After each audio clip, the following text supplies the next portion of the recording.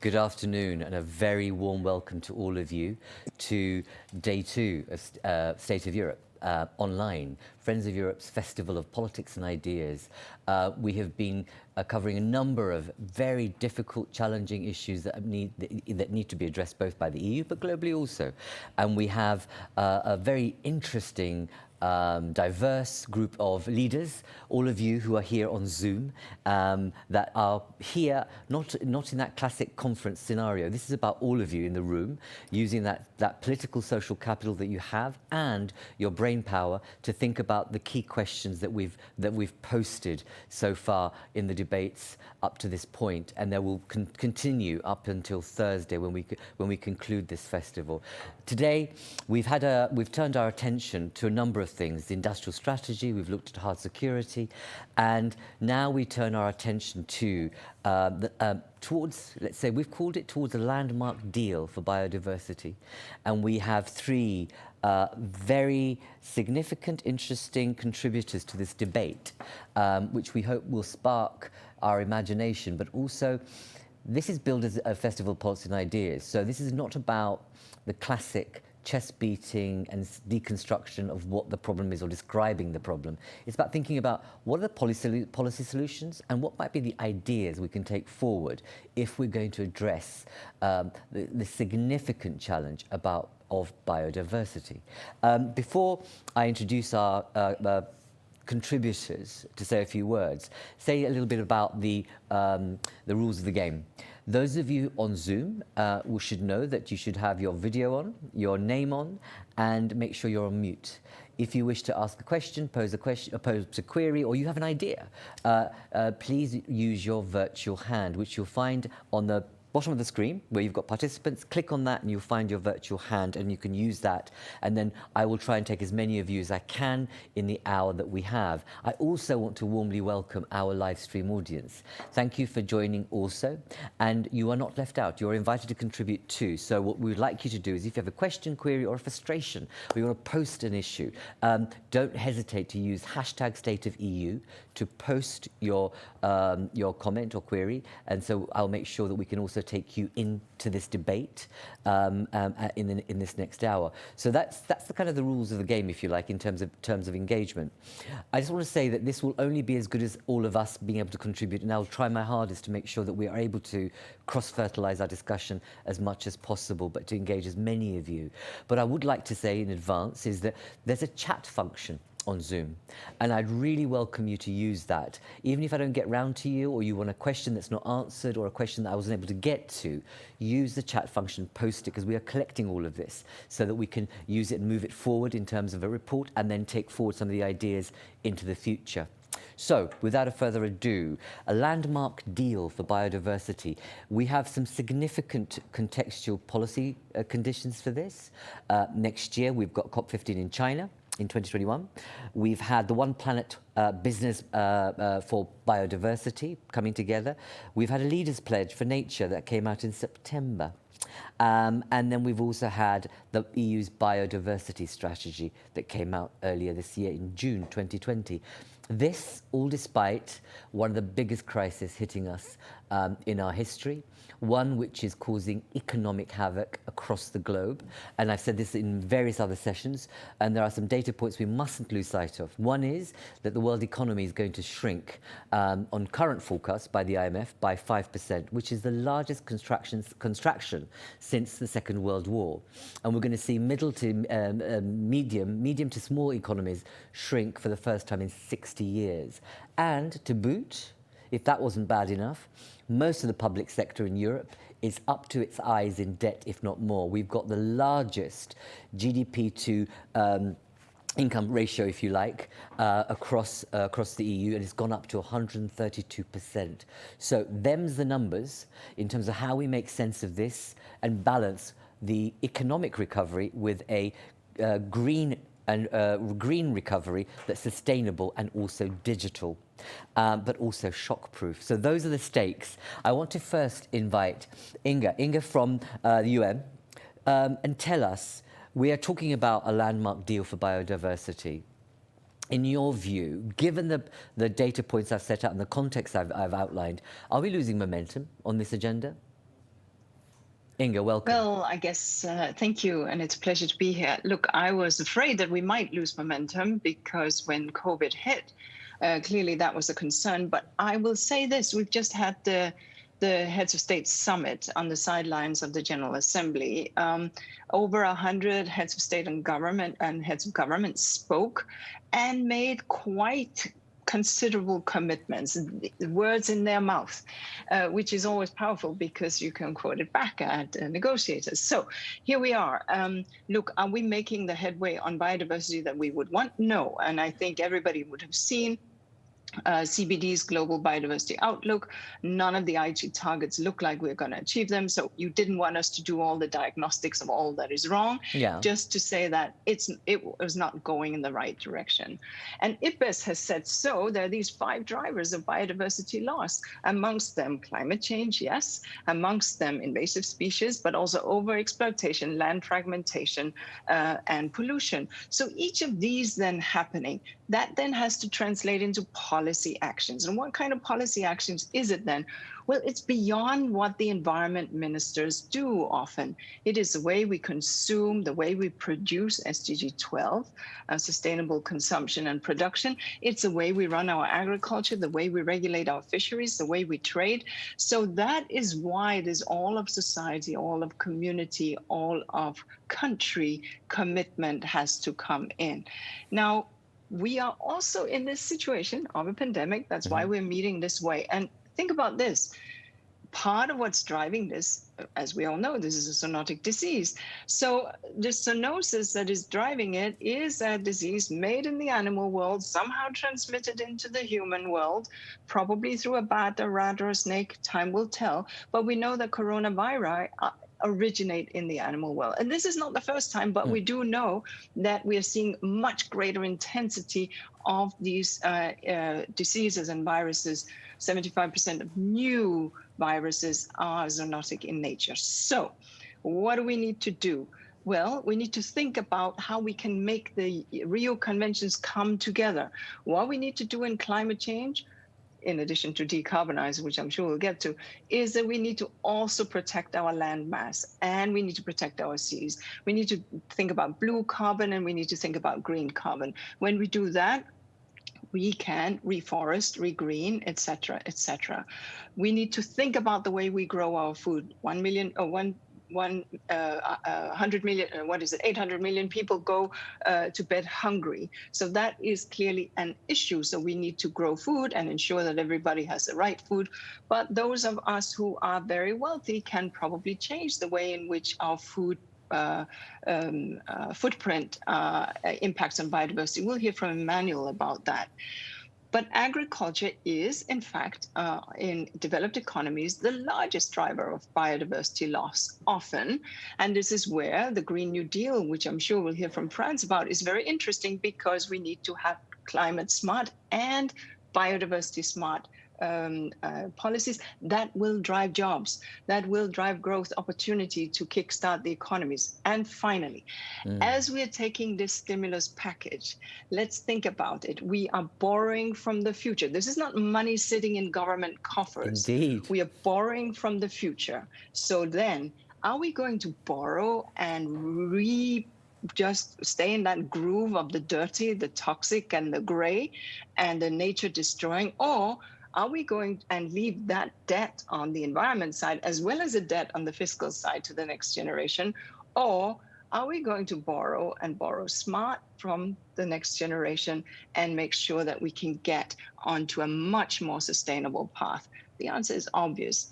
Living in harmony with nature, a pollution-free planet, and a climate stability. Back over to you, Dharendra. Inga, thank you very much for that. But I think the ordinary citizen will be forgiven for thinking we've had so much. I mean, we know most citizens don't really know about the SDGs, but what we know is there's not been the kind of action that we thought would be on the SDGs. You've just said that you've had another leaders summit that you were really pleased with, and there were good words. Challenging question, given that you're from the UN, but did you get a sense that with this time it's different? Well, when you work in this space, the only thing that you can do is to continue to hold everyone's, and I mean everyone's, from business to society at large, to myself as a consumer, to politicians, Yeah. to leaders, etc., Okay. feet to the fire. And clearly, what we've seen now with the zoonosis has been a wake-up call, hasn't it? It has been a wake-up call because we've understood that, in fact, we can see these massive shocks to our society, shocks that we took for granted, where we took nature for granted. I think that what we have seen is that people did not realize that we have in fact pushed nature into a corner, that we have in fact ignored the signs of warning, and that unless we take action, we will end in very dire straits. And the good news, and we'll hear that from Emmanuel, is that there are businesses that are leaning in on this. The good news is that there are consumers who are leaning in on this. So it's actually all up to us. It's too easy to say it's governments, it's Sure. all of society, and by that I really mean that. And there's a narrative issue here, isn't there? And I want to bring you into just saying a little bit about how do we really do push governments and private sector into this space. But, you know, this week scientists have come together and said, actually, we're hurting nature, so nature's fighting back. So the bat issue is only one example of the fact that, you know, you've got a whole range of issues where deforestation, how we're dealing with, you know, the biodiversity in our backyard, that's actually biting us back. But how do we make sure that governments and the private sector do deliver? What kind of approach would you suggest? Yeah, so let's think about the subsidies that we have, right? We have these massive amount of subsidies that go into an unsustainable agriculture, a heavy chemical subsidized agriculture, an agriculture that is inefficient. We have lack of regulatory settings, so you and I may not know if we're buying deforestation-free products or not. So let's make sure that the kind of agriculture which we need, because we all need to eat, is nature positive, is based on better ecological principles, does not fragment, is deforestation-free, is water efficient, and does not drive destruction of the environment. This is entirely doable, and I know that the EU has been playing around on the edges with some of these interesting subsidies. Indeed. Where they subsidize trees on farmers' fields, where they subsidize clean waterways. Sure. This needs to get mainstreamed in our general agricultural policies. Ditto for just fisheries subsidies, where we are subsidizing overfishing. That surely is not part of the solution. The solution is to subsidize sustainable fisheries. Indeed, because I mean, one of the issues is the agriculture community is hugely vested. And, you know, in Europe, we haven't shifted the common agricultural policy at all in the right direction. What we need is almost the equivalent of what the European Investment Bank is doing, is becoming an investment, a green bank. So the money has to follow the action in the direction we want to set somehow. But we'll come back to you on some of that. And I want the people on Zoom and in the live stream to respond to some of what you've just said. Before I invite Frans Timmermans, Executive Vice President of the Commission, I want to share with you a slide of a citizens poll that we conduct every year. It's our hashtag Europe Matters citizens poll. And in that, you can see this now. We asked 10,500 Europeans from 11 member states across the EU, what should the EU prioritise? And this poll concluded in early October, and 49% said that we should prioritise the environment and a sustainable future.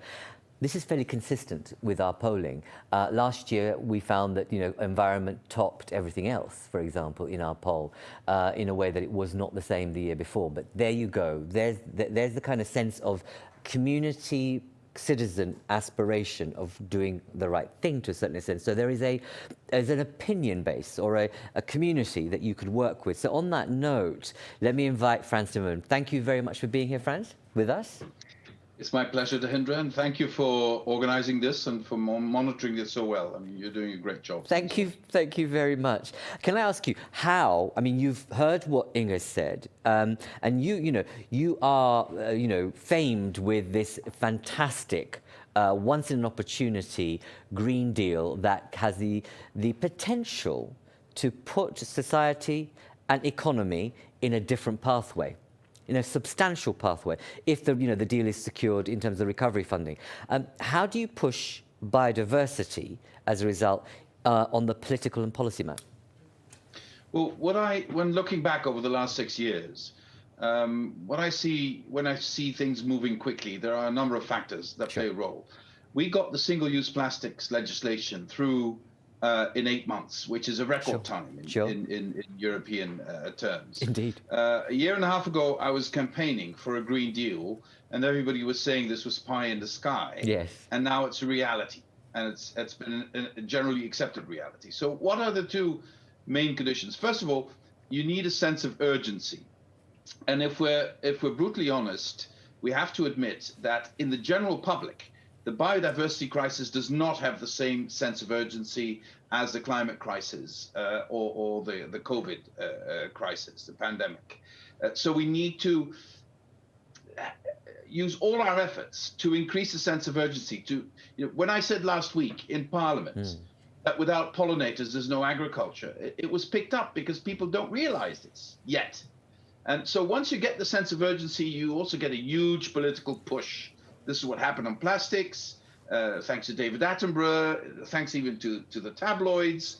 And then the general public was just pushing politicians in that direction. And this also happened with the climate crisis. We now urgently need it in the biodiversity crisis. Now, what we've done on the policy side in Europe is to give a number of instruments to actually translate this into action. First of all, very importantly, to legally protect 30% of EU's land and seas, and to create a true trans-European nature network. This is something very concretely we should be doing. And we should also be protecting and growing our primary and old growth forests. Our forests in Europe are in a horrible shape. And they're one of the reasons we're losing biodiversity. And we're losing carbon sink, by the way. And then we should also make the argument that there is a future for a different sort of agriculture, because why I was talking about this also earlier today in several occasions. Why is there so much resistance in the agricultural field against this reform? Not because they don't understand we need to reform. They do understand that, but they don't see today how they can be a positive part of that reform and how they can come out of this in a positive way. So we will need massive investment, we will need concrete plans, and we will need the whole value chain to be part of this. And in Europe, this concretely means that we need to stop seeing the agricultural field as something completely sealed off from the rest of society. They take care of their own problems, they have their own ministers, they have their own legislation, they have their own fora. This can no longer be the case. They are interlinked to everything else we need to do in society. And this should be made very clear. But most of all, they need to see a future for themselves. And we, all of us here in this call today, have a responsibility in creating that. Franz, can I interrupt you for a second on that? Because you've made a very powerful statement, and it's an important one in the context of how people have, I suppose, in the policy community, broadly speaking across Europe, have felt about CAP. And what you're saying is a very positive thing here. When you say that they need to feel positive about this, are we talking about cash, or are you talking about technical know-how, or is it the kind of transition that we should be thinking about? What is it you're talking about in that respect? Well, first of all, we should be talking to the farmers directly. Right. And not to other vested interests as much as we're doing now. Okay. I think there are other vested interests that have an overbearing control over agricultural policy, the industrial side of things. Sure. The huge landowners, people who don't even farm the land. Exactly. We should be able to create systems where we engage directly, much more with the farming community, people actually doing the work, being the custodians, deriving their income directly from their activities.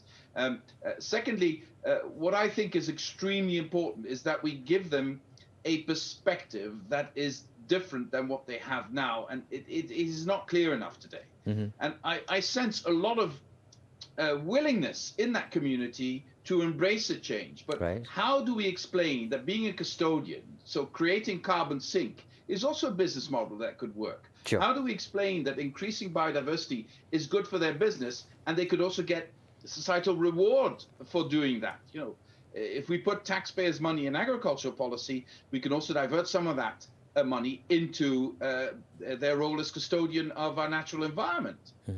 How do we bring greening not just to the rural areas but also to the cities? How do you bring the economic dynamism we see in our cities and urban areas, how do you share that with our rural areas that sometimes feel left out of this, or where pessimism is rampant rather than the optimism you see in many of the big cities? Sure. And I suppose there's an element here, Franz, about digitization. And, you know, as I said in my opening remarks, this has to be digital as well as green. And there's something about what you just said, that what the power of digitalization in that community could be huge and vast. But I'm not going to ask you to respond to that, because I want before I introduce and bring in our third contributor, which is the leader of a household brand, is to just, which is a nice tee up to what he has to say, actually, is about the private sector and accountability.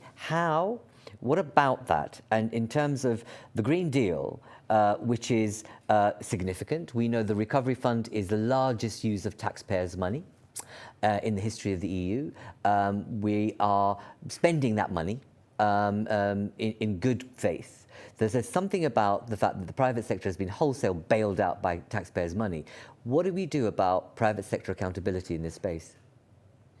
Well, I think that large parts of the private sector, whether it's people producing consumer goods, whether it's people in agriculture, whether it's people in industry, have understood that we need a sustainable society, and they are way ahead of politics, in many areas. And we need to team up with them, especially those who are way ahead of us, and also get along all those who are not ahead of us. And I would particularly point to especially SMEs, small and medium-sized enterprises, that very often don't have the luxury to look 10 or 20 years ahead, and are just about surviving the next month or the next year. And if we can drag them along, if we can bring them along in this movement, for instance, in the renovation wave, or in greening cities, or in bringing emission-free transport, or in looking at the way we produce food, then I think we can really create a positive dynamic. Absolutely, because 90% of the the economy is SMEs in Europe. It's the bulwark of the current and the future. So I'm glad you mentioned that. Thank you for making that point. What I'd like to do, just before I bring in Emmanuel Faber from Danone, is just to remind you, use your virtual hands. Don't be spectators, and or chat. Use the web chat so that we can pick up on what you're saying, the chat on Zoom. But, you know, we don't want you to be absorbing these fine words and these challenging comments, but to engage in this discussion so we can think of the kind of specific things and strategies we might take, or actually challenge or disagree with what you've heard. So I urge you to do that. So on that note, that's not to tee you up negatively, Manuel. Thank you for joining us. You are, a household brand, and you are the chairman and chief exec of Danone. Tell us, and people have seen the movements you have made in terms of this particular agenda. How do you build a coalition of the willing to move in the right direction of, let's say, private sector leaders and gather other leaders around the biodiversity agenda? Thanks, Dharmendra, for offering the opportunity to share and contribute, and indeed great to have this dialogue with all of you here.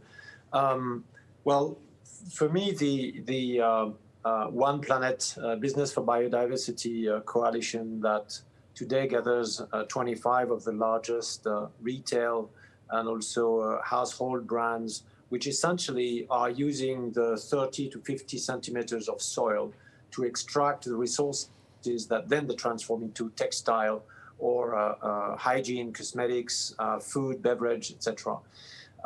This coalition started 2 years ago, really, when I was with President Macron in New York attending the One Planet Summit. And just before he went on stage, we were discussing how important it was going to be to integrate the climate and the nature agenda. So that's where for me, I was given the task of adding biodiversity to the climate agenda from a One Planet Summit standpoint. It transpired into a year later, the launch at the UN last year, during this incredibly important moment for me, which is for the first time there was a joint agenda for nature and climate, for biodiversity and climate, both being completely interlinked. We launched this coalition. The reason why other CEOs joined that coalition is because there is a recognition that CO2, at least for people that and companies that extract resources from the soil, CO2 is not an externality.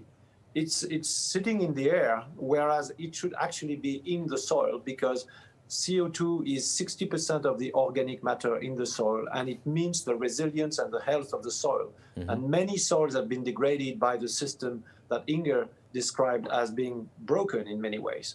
The monoculture, over-irrigated, hugely subsidized on topics that we felt were good, but we happen to know now that they are not resilient. So they understand, those CEOs, that if you still want to be able to collect from farms, to harvest from farms in 5-10 years down the road, you need to make sure that we sink carbon back into the soil and we restore soil health. Climate change is now hurting agriculture more than any other industry, any other human activity. Indeed. It's a fact. And therefore, they take this as a matter of resilience, and this is why they are interested, and there is a growing number of CEOs that are interested. The last thing I would add on this point is that of course, we need to protect wildlife biodiversity. And actually, I think that with the right diets in Europe, the planetary diets and the right agriculture, we should be able actually to expand or reduce the total agricultural surface and expand wildlife biodiversity. But the missing link is the type of agriculture. There is a crucial, incredible lack of diversity in the way we farm. The number of species on which we rely is scary in terms of risks and pandemic risks, and therefore there is a need to re-expand the number of seeds, the number of varieties, the number of species that are involved in agriculture, and this is the best way, we believe, to fight the challenges of climate change for agriculture. Indeed, thank you. And I want to move on to what you want more broadly. But before I do, just to say, what do we do about people who are poorest and on the economic, let's say, devaluation shelf, and there are going to be more of them, and in terms of consumption, and how do you price these things, both at the supply and the demand side, to get it right? Yes, that's a huge challenge, and it comes with the fact that people are not cognizant today of the fact that they do not pay the true price of their food. It's unfortunately that is the reality.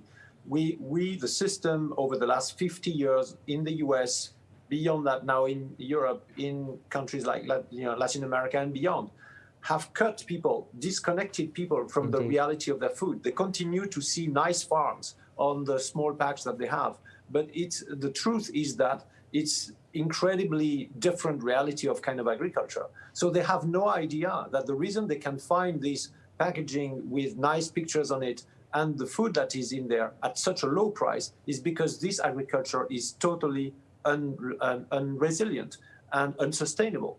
And so the first thing is to make sure that people understand the true cost and the true reality of what they eat, what they drink.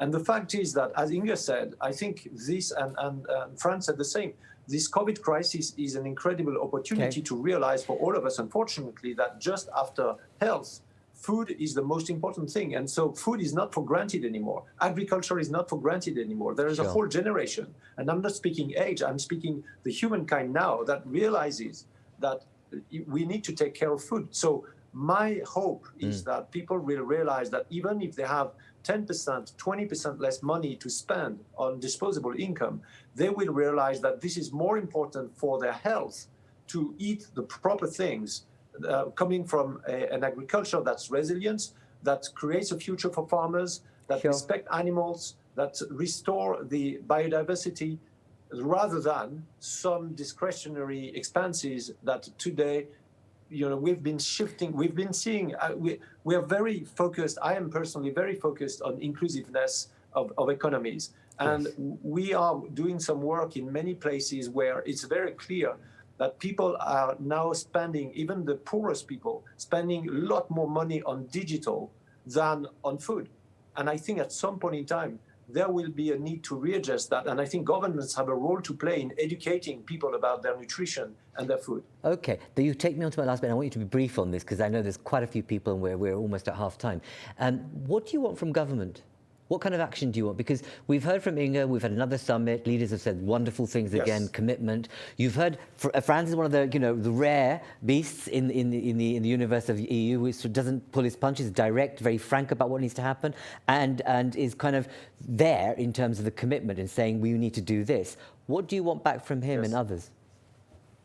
It's quite simple, actually, I think. We need to restart from the soil health. Everything starts from the soil. So stop subsidizing entrants that are killing biodiversity and ruining soil health first. Put those subsidies into what's positive, please.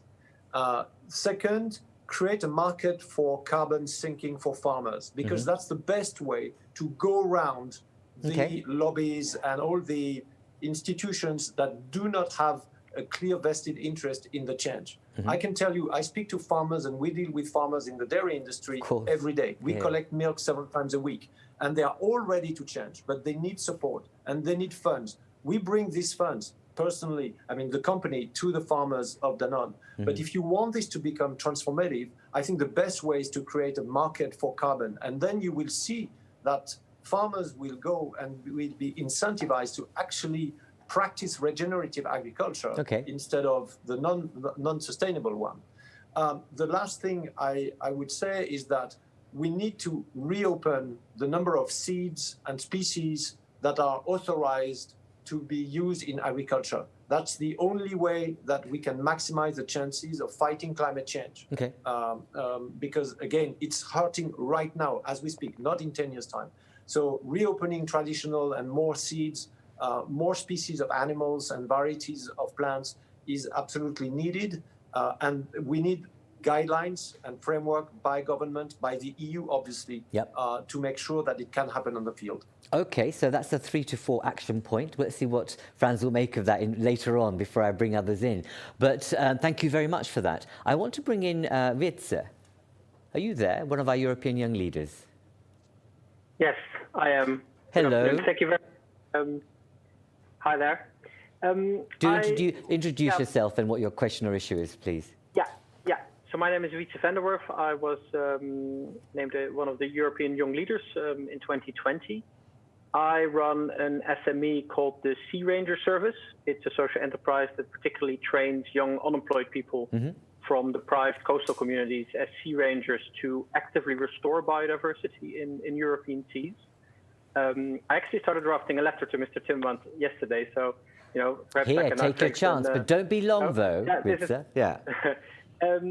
In the Green Deal and in the process around the Green Deal, I appreciate there's a lot of focus on policy, but I also can understand that there is actually quite a strong need for implementation partners. In our case, seagrass restoration as a natural carbon capture solution is something we can help implement with our work at sea. So my question is, what would be the most efficient way for us as an SME to interact or potentially even partner directly with the EU?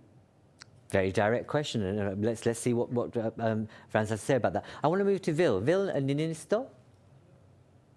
Yes, good evening. Good evening. Do introduce yourself again and say what your question is, but I want all of you to be brief as possible, please. Yes, thank you very much, and thanks for the good introductory comments from our presentations. I'm Ville Niinistö, MEP for the Greens and Shadow for the Greens on Biodiversity Strategy, and also former Minister of the Environment for Finland. So I have worked a long time with biodiversity protection. Yes. And I actually have 3 key points I would like you to comment on. The first is that biodiversity loss has been addressed in some places with good examples actually in increasing nature protection, but even that shows that that is not enough. We cannot by only increasing biodiversity protection, which has to be increased anyway, to change the dynamics of an economy that destroys nature elsewhere. Species protection needs also the structure of forest use, land use, and agriculture to change, because that is where the vast majority of species will continue to So that is my question, that how can we change the dynamics when subsidies actually hold back the public sector today even more than promote this change when it comes to rules on how forests are used and how the CAP is supporting actually old-fashioned chemical-intensive industry. And my third point is trade policy. Obviously, Europe cannot alone solve these issues without a proper pricing also for biodiversity loss. So why are we only speaking about a carbon border adjustment mechanism for CO2 risks when we also need to take in the cost of the whole of the environment in production chains? So trade policy has to be changed in order to make sure that those who have progressive solutions in the field, in agriculture, but also in the industries, have markets to sell their products, because people want to get these products, but we're actually holding them back by trade policy and the subsidy policy. Sure, Vil. In one of our sessions yesterday, there was a discussion about why don't we create, a price on nature and use a similar approach to what we've done on carbon border adjustment tax and carbon taxing and carbon pricing, and whether that's possible. But the one very brief point to you, and perhaps you can put this on the the chat. You're a politician and you're asking a question of that nature. What is it you're going to be able to do in this regard? Because you're one of the people who can hold, feet to fire on this as a parliamentarian, no? So would you please comment on that? And if I get a chance, I can bring you up. But do put it on the chat, because people will be wondering, scratching their head. But, you are there at the heart of this politics, if you like. I want to move to Dorothy Daird. Dorothy Daird, are you there? Yes. Hello. Yes, I am. Hello. Good afternoon, everyone. Good afternoon. Introduce yourself and your brief question or query. Yes, will do. So thanks for all the remarks and for the impatient optimism in the room. I'm Dorothy. I lead sustainable business at Vodafone, and I want to touch on the power of digitalization, which you've mentioned. We really need to unleash the power of connectivity, of the Internet of Things, to make sure that we protect biodiversity and also do farming in a different way, right? And just one example from Turkey, we work with farmers there on digital farming that helps them increase their production efficiency by 20% at 50% less cost. So less fertilizer, less water, better sensors for soil health sensoring, etc., and measuring. So how can we really jointly unleash that power and really trigger a revolution and system level change around regenerative agriculture, and for Europe to be a leader there? Sure. Dorothy, as a private sector company, you've just said something kind of incredible in terms of what you're doing there. Have you packaged that up as a piece of learning that shows the metrics and the economic value of this particular approach? Not yet in farming. Well, please we have do. done a lot of that on the... Yes, please we will. Because you just heard we need solutions. So here's an idea for you to do that. Actually, you can create what the economic case, the business case is for using digital in agriculture. There you go. That's one big good idea to come out of this, and others may comment on this. I want to now go to Jenny. Oh no, sorry, I've got that completely wrong. It's not Jenny, it's one of our Generation Y participants who wants to come in. Welcome, who are you? Is it Jessica? Jessica, are you there? Are you with us? I can see you. Sorry? Great, hello. Hi. Welcome, sorry that I called you Jenny. I didn't mean to. No problem.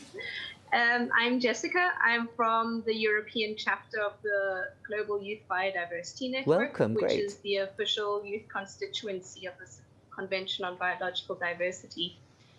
I had a question, actually, for the people from the private sector, especially leaders of companies. I mean, they all go on platforms and say we should be doing more, we should have a society who live more sustainably. But my question was, like, if we want to start, we have to start somewhere. And the best way to start is in your own backyard. So how many of you as CEOs, as leaders, challenge your own companies and say, well, if we need to eat more sustainably, if we need sustainable agriculture, our cafeteria will only offer food that's sustainably harvested.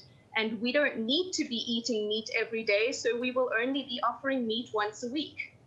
I mean, that's already going to start a huge conversation. And if you think about how many people are employed in those companies and what a big difference just doing that can make. So actually you're saying nudge behavior through your corporate and cultural practice and the culture of your organization. Thank you very much. Is that what you'd like to see happen? Have you seen that happen anywhere else? I've seen it in a small scale. So some companies change their coffee brand and are offering more like plates and cutlery and stuff at work. Yeah. So that can be cleaned and reused, which is a great step, but really more less meat and more sustainable meat and sustainable food. Indeed. Okay. Thank you very much. That's what we need. Thank you. I want to invite Jacopo, another one of our Generation Y people in our Zoom panel. Hello. Hi. Hi. I'm Jacopo. I do apologize, Jacopo. Activist. Yes. Great. That's all right. From Italy, though based in the UK. My question is for Ms. Anderson and Mr. Faber. And so I think that for decades till now, governments, the private sector and the public sector have been in a way pulled apart, really distant from each other, and there's never been an actual cooperation between these two spheres. But today we realize that an actual interrelation between these two is essential to create positive change. So my question is, since today we gain awareness of this issue, what's the role of youth and young people in this transformation? Can young people be, in a way, the social binder of this transformation? Can youth be a social glue between private sector and public sector, between corporate and government? And what's the role of all of us in this social transformation? Okay. Let me put you on the spot, Jacob. What do you want? What would you like? Well, I see that many companies and corporates are facing starting programs to teach young people like me and government are implementing new policies to create, to kind of pursue a more youth-friendly agenda. But I still don't see a direct link between the role of youth between corporate and government. So you could see some sort of public. So if I can summate it in my way, is that some sort of public-private venture where you've got the equivalent of an Erasmus, an ambassador program that brings climate and nature together, and you become the ambassadors on the ground. How's that? But you get funded for it potentially. Well, that's one solution. The United Nations, for instance, as a youth program. And my question is, can corporates have that as well? Or have that as well. Okay, we'll come back. Okay, so also, again, feed some of your thoughts and ideas on the chat so others can actually respond to it. I'm now going to go to Monica Sanders. Monica, you've been patient. Thank you. Thank you so much. Good morning. My name is Monica Sanders. I'm a professor of hazard economics and law, amongst other things, at Georgetown University. Welcome. And I appreciate the comments about pricing. And here's my question. Traditionally, we think of multinationals as responding to price signals in our economy. But I would argue that we've missed the combination of natural versus economic signals. The issue of pollinators was brought up. I think we missed the signal in nature telling us, by virtue of rising costs of production and costs of consumers, of a real danger when it comes to biodiversity. So my question is, what's the next price and biodiversity signal we should be looking at? And what do corporations believe their role should be in acknowledging that and responding to it in a way that respects our ecosystems and the need to understand and support biodiversity going forward? And you're right, there's, somehow when we miss those signals, we don't actually understand the financial value of missing it, actually, to a great extent. I get a sense you already have an idea of what the signal should be. Do you have an idea? And if you do, if you already know the answer to your question, put it on the chat, because I need to move on and I'm running out of time. I'm so sorry. But please do use that space, because if you have an idea, put it down there. I want to go back to some of our contributors. Can I go to Emmanuel, you first, in terms of what you've heard so far? Any just general commentary in terms of the kind of various points that have been picked up by our audience here, our discussants, especially the young person who's talked about what role do we have with corporates and the signals that we're potentially missing. And what is the next one? Thank you very much, and thank you for everyone for your challenges and builds. I would say to Jacopo that the young generation is already disrupting us. You guys have been a major force in what has made the recent European elections. So be strong and demanding citizens, and be strong and demanding employees in companies. We are attracting many companies because of our entreprise à mission status and the B Corp status and everything we do on CO2 reduction, etc., regenerative agriculture. But many people are also leaving us because we don't move fast enough, and this is value that we see leaving us. And the same is, go into politics, and you will disrupt that. The Commissioner for Agriculture is 29 years old, maybe, or 30 years old now in Europe. So you're there, and be conscious that you're strong, you're changing things. You're a generation that masters the social media. So you're basically mastering the public arena for these debates. You see some of these climate actions, etc. So it's an encouragement to not just think about the fact that you have this power to change that, and we need you as change makers, basically. On Monica's point about the signals, I think the signals are unfortunately much clearer now. They are not about externalities. They are not about very long term. Pollinators are saving money for business. In the almond, Danone is the largest non-dairy protein business in the world, in Europe and in the US in particular, with soy and peas and almond and nuts and oat and etc. We know for almond, for instance, that pollination happens with bees. If we don't have bees, pollination does not happen. We know how much time it takes for self-pollinating vegetable in a farm if bees are not there. So it's actually what's happened. If you don't have enough carbon, you know how much in the soil, you know how much more nutrients you need to bring to the plant to see it grow, and how much water you actually lose because the water is just running and eroding because there are no carbon to retain it in the soil. So you are absolutely right. But we are talking here about price signals in the cost of farming and the cost of, at the end of the day, preparing food. So I think they are there, and they will continue to, unfortunately, send more and more important signals. To maybe Jessica's point very, very quickly, yes. I think focusing on CO2 is critical. Many companies in the food systems are reducing their CO2 footprint. We've actually peaked already our emissions, full scope, including agriculture last year, with the CO2 from our agriculture going down by 7% in 2019 because of all the transition towards regenerative agriculture. So it means it can work. And to Dorothy, if you want to come and share with us in OP2B your great Vodafone experiences, we are recruiting members right now for the biodiversity collection. There we go. Excellent. Excellent. This is the kind of practical thing we want to see happening. I'm glad we mentioned it because it is that kind of stuff that you're hiding your light under a bushel, Vodafone, in terms of that experience. What you described in 60 seconds could have a potential traction in a number of ways. Yes. I want to Inga. Inga, can you respond to some of the points that have been made by the young people, but the others on this particular agenda? But I need you to be brief. With pleasure. I will try to. So otherwise, you just stop me. That's okay. Indeed. Thank you. That's very kind. No problem. I know that we're against the clock. So first of all, just to very much say, be the disruptor. Look, I think it's fair to say that when 2019, the climate movement was running a little bit out of steam. But young people, and I don't only mean Fridays for the Future, really, really energized it. And at the climate summit on the sidelines of the General Assembly, it was the young people that brought that energy into the room. It was the young people that forced the conversation. It was the young people that took it to the votes in Europe and elsewhere in general elections and so on. So just to reinforce what we just heard, a very powerful point. On the issue of, I think that was Jessica, if I may. So Professor Partha Dasgupta, who has been charged by the UK Treasury to come up with a report that looks at, and it's a little bit like the Stern report, for those of you who remember the Stern report.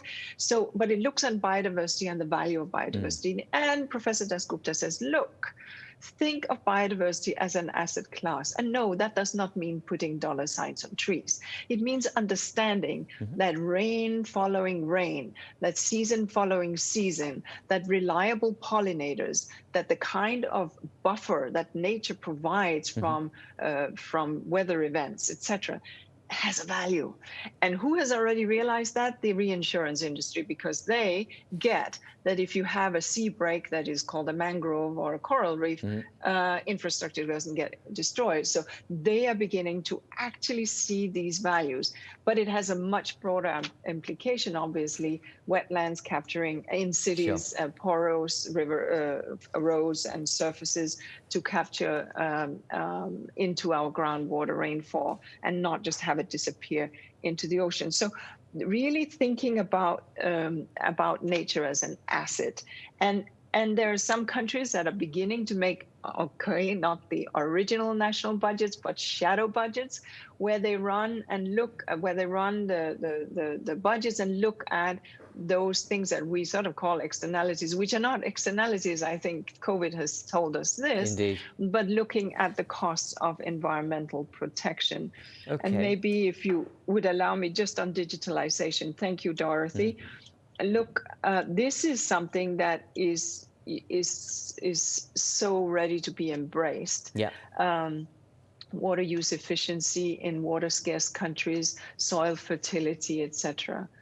And maybe just very finally, if I may, in Karnataka state in India, they have embarked on a massive peasant or farmer initiated zero budget natural farming, where precisely they're doing what we heard on soil health and on ensuring that we do have soil health, and where they are allowing for biomass to degrade and therefore to enrich the soils so that they can actually move away from very expensive agricultural inputs that also denudes and cause paucity of soil. Thank you. So there are a whole bunch of solutions. It occurs to me we require, yes, a repository of this learning and impact, but not something which is a good story, which is important, but actually what the economic value and social value is of something, so that we're able to really shift the dial on this. Franz, I want to bring you in, but I've got a lot of people still queuing up, so I do apologize, but I'm going to ask you to be brief as you can to respond to some of the issues that were raised quite directly towards you, but also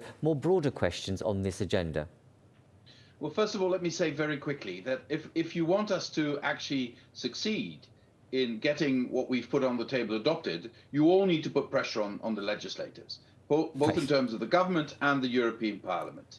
There is still a lack of sense of urgency in both institutions, and if we want this to get across, there needs to come a lot of pressure from the corporate side, but also from the NGO side and academia. Secondly, I do believe we've not put enough attention on the blue side of things, on what's happening in the water, in the oceans, etc.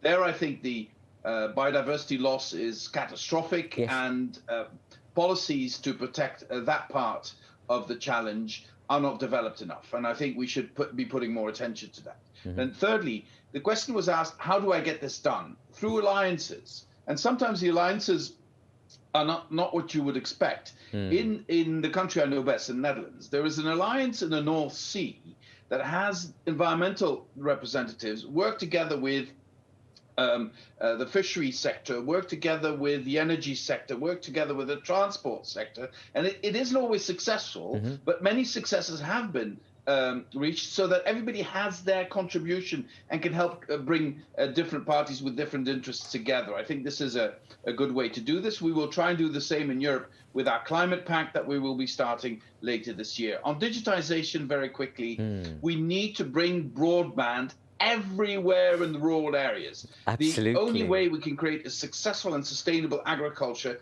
if we introduce digitization, if we introduce precision agriculture, if we can have a micro monitoring, etc., etc. For that, bringing back a natural relationship with our natural environment needs digitization. Indeed. It looks like a contradiction in terms, but it's not. No. These two need to strengthen each other. And final remark on the basis of what Monica has said, we still don't have our production factors right in terms of our economy.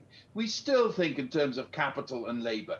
We don't take into account data as a production factor, and we don't take into account the limits of our planet as a production factor. We need to put a price on carbon, we need to put a price on nature, and that's when you can make the right calculation.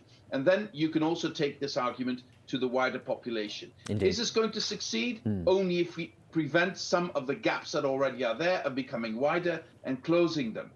If this is to succeed, it has to be socially sustainable. We haven't talked about that enough today, but without social sustainability, we will not get this done. Indeed, and thank you for making that point, Frans, because that thing about a just transition, or in simple terms, how do you not make sure that vast swathes of the population are not left behind in this journey, and so that we don't get a shift to the right, if you like, which is easily possible on this. But I liked also the point you made about the alliances, but most importantly, you heard it here again, colleagues, that sense of price on nature, and it feels that it's a policy initiative that in the making amongst all of you, that we can move forward in a significant way. I want to now move to Antonio Zapula, one of our European young leaders. Antonio. Hi, good evening. Hi. You just actually summarized what I was about to ask. Oh, my question I'm so sorry. No, it's fine. It's about just transition. How do we do this right without creating more unemployment and a new group of angry and marginalized and excluded voters and the risk that it might have for democracy? Antonio, thank you very much for that. And sorry about that. And secondly, I want to bring in Luke Bass. Luke? Thanks. Hello. So a lot Introduce of yourself. Thank great you. information. I wanted to go back to the need for some real, genuine leadership. As we have seen this Pledge for Nature and the high-level coalition, high-level ambition coalitions, there's a lot of push from the general level and a lot of much better rhetoric than we've seen in the past, but we don't see that fully translated in some genuine, measurable, tangible national commitments on the one hand. So that's one element. And the second, I would like to echo what was said earlier, that when the business community would have a strong message also to the European decision makers on really going out of the comfort zone on acting on nature, that would be helpful. And then finally, and that's more a question, but it's kind of in the cooking, how do we create at the European level a level playing field for natural capital? Because that, if we don't do that, there will always be free riders and could go around the corners, and we need some real good structure at the EU level. And for that, you need to know what you're talking about. And as I wrote earlier in the chat box, I think we need some standard for the solutions that we're presenting. These nature-based solutions are great. We have to invest more, but we need a standard, and IUCN has developed one, and I hope that in the EU it will be embraced as a starting point to all talk about the same language when we talk about nature-based solutions, because it's too much all over the place. Absolutely, and I suppose one of the things, don't answer this, but again on the chat, is that I think you have answered the questions you've just posed. And obviously, the one thing that is interesting in the way you use the word genuine leadership to mean actually put your money where your mouth is, I imagine. But let's see what some of the people that have contributed have to say about this. I want to move on to Jules. Jules Gottenhorst? Jules? Yes. Good afternoon, everyone. Good afternoon. So, do introduce yourself, please. Sorry. Can you hear me? Yes. Good. So using the ETS as a mechanism to drive biodiversity is a real opportunity for Europe in the next couple of years. But in order for nature-based solutions to play the right role in both climate change and driving biodiversity, I think it is crucial that we ensure that the right definition emerges and a consensus emerges around the right definition of net zero. And at the same time, the mechanisms around embedding nature-based credits in the ETS in a way that ensures biodiversity, ensures the appropriate measurement, reporting, verification, durability. So my question to Frans is the right thinking going on about this, and how do you envision building nature-based credits into the ETS? Okay, Jules, before you go, are you from an organization or are you a concerned citizen? Rocky Mountain Institute Energy Transition NGO in the United States. Thank you very much. No, pleasure. Thank you and welcome to this debate, and thank you for making that contribution. Let's see what Frans has to say about that if we get the chance. I want to now move to Anne Heslop. Yes, hi there. Hello. My name's Anna Heslop. I'm the head of wildlife and habitats at Client Earth. We're a legal environmental NGO. Indeed. I've got two questions. One for Franz, which is how do we ensure that these things are properly regulated? There's lots of really great ideas being discussed here about how we can sort of get more ambition, but how do we make sure that we also have kind of enforcement that goes along with that? And then a question for the commercial sort of business leaders on the call today.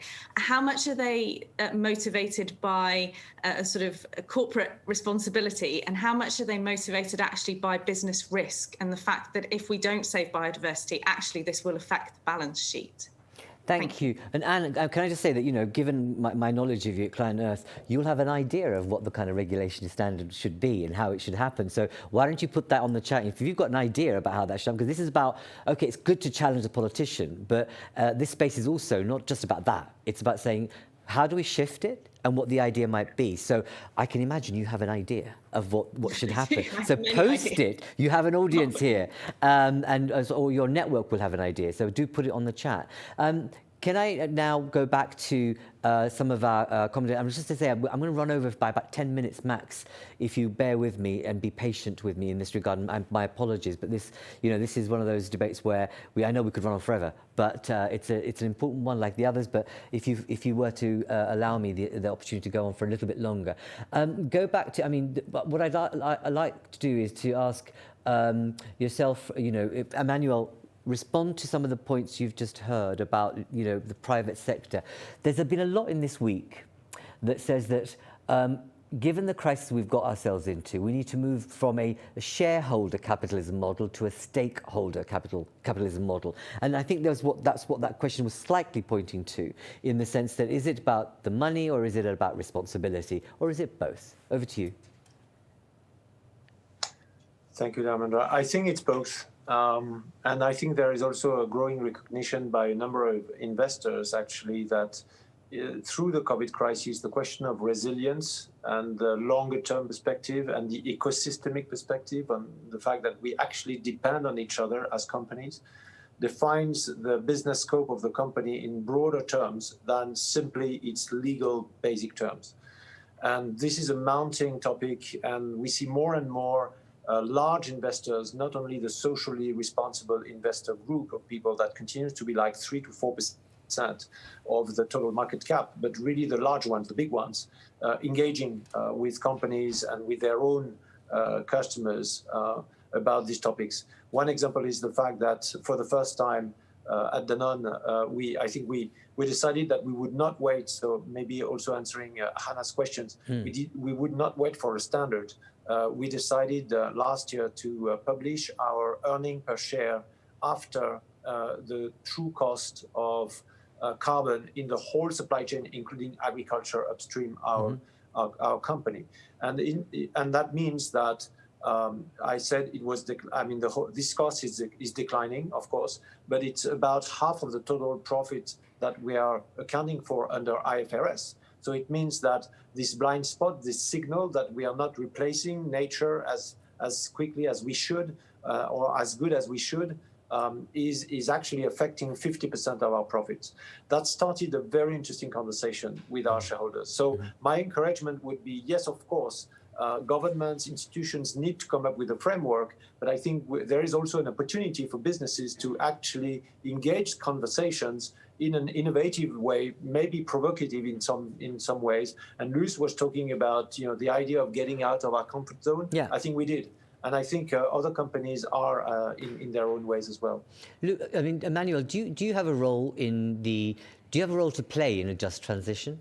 If so, what? Yes, of course we have. The fact is that if you look at justice, it's a matter of how in the whole cycle we share the value in the cycle for consumers with healthy yet affordable products, for our workers and for the farmers. So this idea of inclusive growth is actually so important for us that we've made it one of the 4 objectives in the bylaws of the company, now Danone is an entreprise à mission, a public benefit corporation, the largest and the only listed one in France. And again, it was actually approved by 99% of our shareholders. Just to circle back on what I was saying earlier, in the confinement during the lockdown, the AGM of Danone met in June, and 99% of shareholders voted for that change in our bylaws. So yes, inclusive growth is, I think, an embedded important component on how business can participate in a just recovery and transition. It starts with making sure that farmers are farming for a future and farming for a present. We're paying our milk on a long-term basis, not spot, everywhere around most of the countries. And we are paying a premium on that milk for the same reason. We want them to be able to farm and improve. We are making sure that the price of milk takes into account the margin over feed. Feed costs can be for a farmer 30% of the price of a liter of milk. So if suddenly there is fires or drought and the price of wheat or soy increases vastly, we take this into account in the price at which we buy. And I'm talking about us simply because I know, but I know that many other companies do this kind of reasoning as well. And I think that's where large companies like us have a role to play to create, as I said, a more inclusive model in this transition, because indeed we need to be acting on both the inclusiveness of nature and of people. Indeed, and that responds a lot to what Jessica said earlier as well. That's good to hear. And I suppose, I don't want you to answer this now, but you may want to kind of contribute at some stage. The role your concerns about what we see is the protectionism and the kind of trade wars that have emerged in the past 8 to 9, 12 months, and what that does to business, in particular business in Europe. But I want to move to Inga very briefly to comment on what you've heard so far, and then back to Franz. Inga. Well, look, I mean, first of all, there's a very active conversation on the chat, which I'm trying to follow as well. Good, okay. Look, as just because we have to conclude now, just to say that I think that what's really positive is that we are seeing, for example, the Green Deal, which, as Francis said, let's get it through and let's get it meaningful. Let's have it create jobs, etc., but also really to fundamentally shift the way forward. We're seeing that right now in Europe. But what I want to say maybe is that we are seeing massive amount of stimulus packages elsewhere as well. And beyond Europe, I work globally, not just Europe, right? And that is interesting. Most of these are not biodiversity positive, and many of them are not climate positive. So the challenge before us, wherever we sit, is to get this thing in accord. And the more we get ourselves involved and the more we see global companies such as Danone putting a footprint down on some of these elements, the more we can move this needle. But there's also something else that we can do, because I do believe that in markets such as Europe, many people would actually select products if they knew that they were deforestation free, if they knew that they were nature positive, in some standard, maybe the IUCN standard, but that they had a positive impact and not a degrading impact. So there's also other things that the EU can do to reduce the footprint outside the EU. And it's worthwhile thinking about that, to be a leader in the EU and the Green Deal, but be a leader globally also by helping on trade dimensions as well, internationally, as well as on consumers' choice dimensions at home.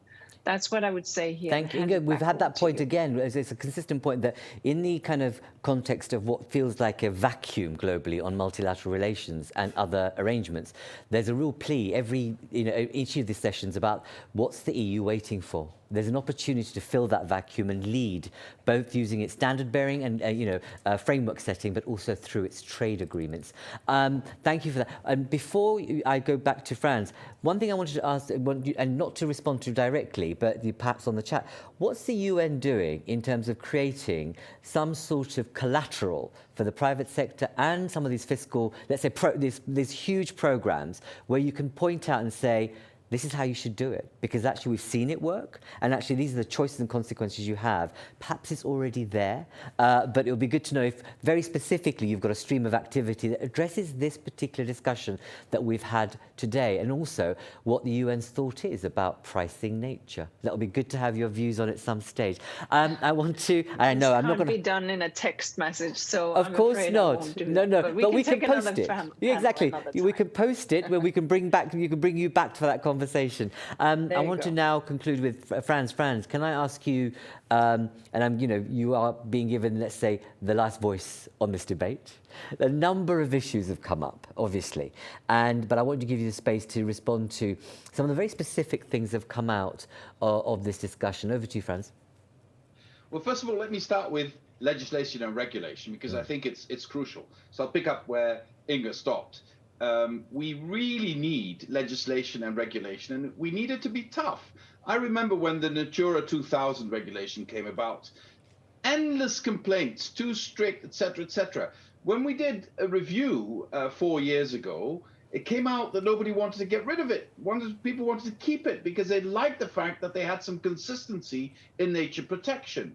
The same has happened with REACH. We're going to propose tomorrow to update that on chemicals. We need regulation. Everybody protests, nobody wants it, but once it's there, it gives you the framework within which you work. And we need to become a lot stricter on this, and also on implementation. Labeling is a case in point. We need to put on our labels whether a product was created with or without deforestation. We need to clarify what the nutritional value is. There's a lot of resistance at all sorts of levels, but we need something like a Nutri-Score so that people know exactly what they're eating and what the value is. And this is all regulation. So, we have to be strict on this. But the general point I wanted to make, we live in times of tectonic change. It's the Industrial Revolution, it's the biodiversity crisis, the climate crisis, the pandemic, vastly quickly changing geopolitical relations. In any time of such turmoil, you need to reorganize yourselves as societies. And the fundamental question we are faced with is, how are we going to do the redistribution we need to do? And we've completely gone off the rails in the last 20 years in terms of fairness in our society, in terms of a fair redistribution of the means we collectively have. If we don't get this right now, and because already the pandemic is leading to horrible differences of opportunity between those who are privileged and those who are underprivileged. This is creating a social crisis. And the pandemic, combined with the climate crisis and the biodiversity crisis, all have the potential to create social horrible consequences. So only if we get the redistribution question right can we get all the other issues right. And we have to look at taxation. We have to look at how we evaluate the production factors. I incidentally do believe the ETS is a good way of putting a price on carbon, and we need to expand that, and we can become stricter on that. So it's, in essence, a fundamental matter of redistribution within our society, a redistribution that can only work if we do it on a global scale. To get it done on a global scale, we need the size of continents. The size of the European Union is necessary. Individual member states can no longer do this on their own. What about free trade agreements? Is that the lever you're looking towards in terms of... Trade agreements are also about redistribution. What do you put into a trade agreement? How do you make sure that the trade agreement does not lead to deforestation, does not lead to depletion of your natural resources, does not lead to undermining climate and environmental standards and social standards? Trade agreements were sort of left to the initiated. They were always good, and let them negotiate them, etc. But society has woken up to trade agreements, and society now doesn't like trade agreements. So if you want society to accept trade agreements, they better be fair trade agreements, which they are not today. Franz, thank you for your candid responses to all these challenging questions. Much appreciated. I have to draw this conversation to a close. I'm really sorry. But the point I will leave you with, Franz, before you go, is whether the principle and the concept of conditionality, which I think will be the heart of the trust quotient in Europe, and whether the EU will be able to get this right, because at play is the politics between North, South and East. We've seen a recovery plan that's had a difficult journey, but I think the notion and concept of conditionality on this agenda, but also on fairness, is going to be absolutely key. Colleagues, thank you very much for your energetic engagement. I want to thank our contributors. I want to thank you. And continue the chat if you can, and we will harvest this. It's been very thought-provoking. We've come up with some good ideas too, which I hope, and connections between people. So I hope that we can continue with those. Tomorrow, join us. We have our third day of State of Europe online, the Festival of Politics and Ideas. Tomorrow we start with, at 9:30, is Tech for Good, followed by Rethinking World Health Systems, and then we have a musical journey with one of our European young leaders from Romania, who is an internationally renowned concert pianist. So we look forward to welcoming you again. Thank you. Take care. Thank you for engaging with us, and be safe and mind your distance. Thank you very much, all of you.